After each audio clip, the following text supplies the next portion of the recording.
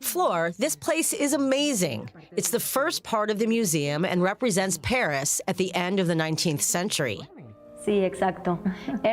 Yes, exactly. Theodore Herzl was born in Budapest in 1860. With his family, he moved to Vienna, where he begins to study law and starts to dedicate himself to journalism and writing.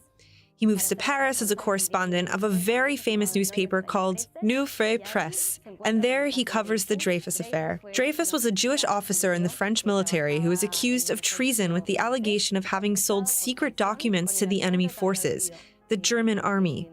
From then, Herzl started to get involved with Zionist matters, as anti-Semitism was on its rise in Europe, and especially in France, which was then considered the bastion of freedom. Death to the Jews, the French were chanting, and not only to Dreyfus. All that generated a feeling in Herzl. At the public ceremony of humiliation to Dreyfus, he hears the people chanting, "Death to the Jews."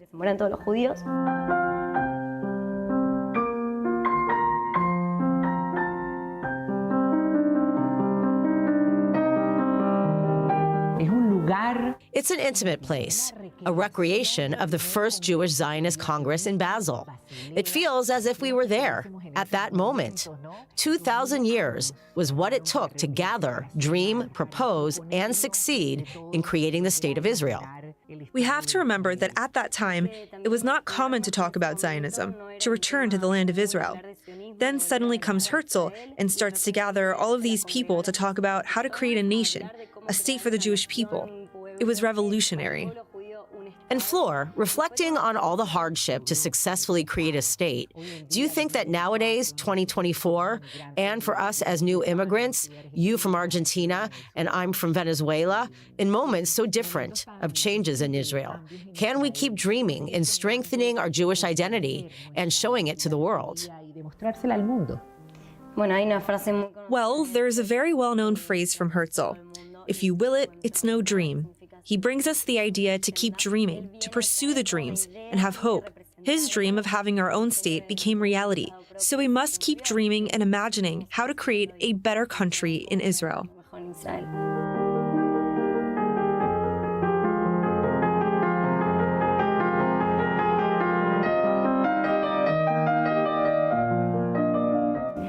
This is the original office of Theodore Herzl, which was brought from Vienna to Jerusalem. It's incredible, Flor.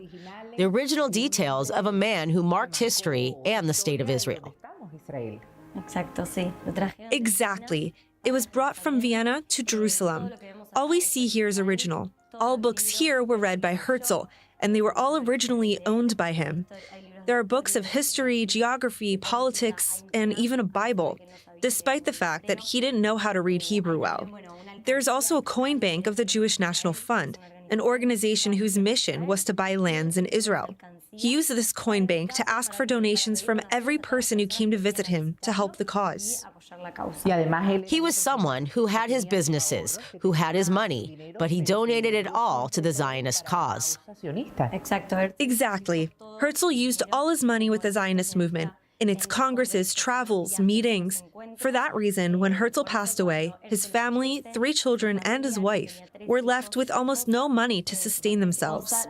Julie, his wife, decides to sell all of the objects we have here, and David Wolfson, Herzl's friend, decides to buy it all to help her.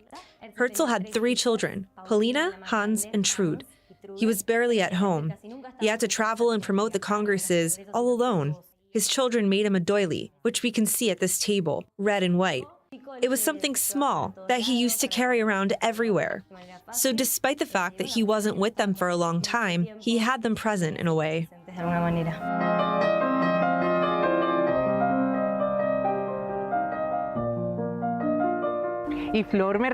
And Flor gifted me with this book, The Jewish State. And there's an interesting chapter here, Palestine or Argentina. It would be necessary to enlighten Argentina on the intrinsic difference of the new Jewish immigration. Palestine is our ever-memorable historic home.